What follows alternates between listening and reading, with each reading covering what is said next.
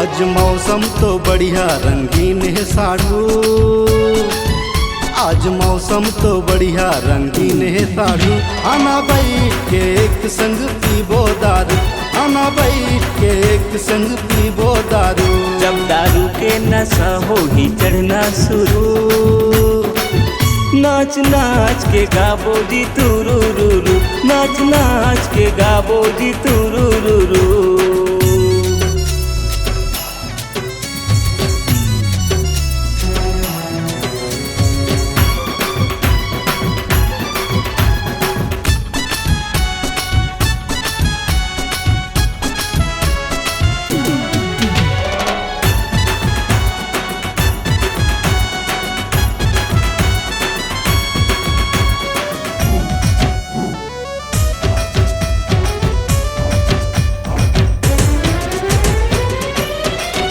ठंडा बियर मिले चाहे देसी गरम, मजा आ जाही पीबो जब चखना के संग। बिना पिए नहीं तो लड़खड़ाए कदम, जब चढ़ते नशा भाग जाते सदम। थोड़ा ज्यादा मिले चाहे कम, एनर्जी तो बढ़ा दी ही रम। मन हो जाही मस्त मगन, रंग जाबो जी मस्ती के रंग। गाना गा गा के चल डांस करबो शुरू, नाच नाच के गाबो जी तुरुरुरु, नाच नाच के गाबो जी तुरुरुरु।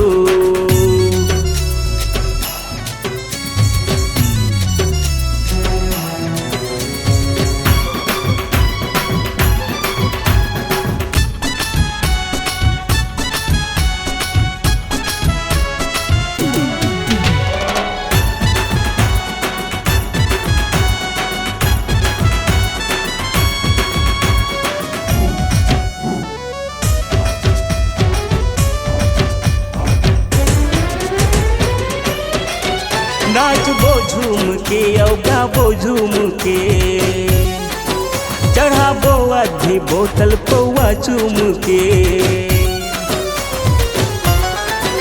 आज पीना ही पीना की मूंद के, बड़ा गहरा असर है हर एक बूंद के। आज के शाम बस तोर नाम हल्का दे जरा एक जाम। थोड़ा मस्ती और थोड़ा आराम, आज करना नहीं है कुछ काम। गाना गा गा के चल डांस करबो शुरू, नाच नाच के गाबो जी तुरुरुरु, नाच नाच के गाबो जी तुरुरुरु। आज मौसम तो बढ़िया रंगीन है साढ़ू,